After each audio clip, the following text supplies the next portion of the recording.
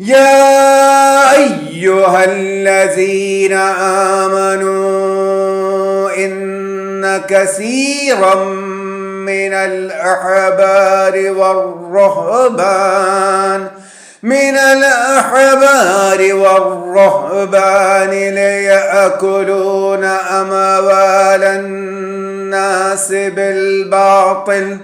ليأكلون أموال الناس بالباطل ويصدون عن سبيل الله.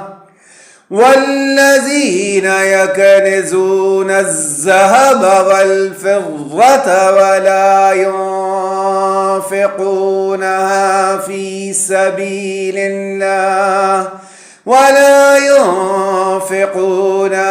في سبيل الله فبشرهم بعذاب أليم.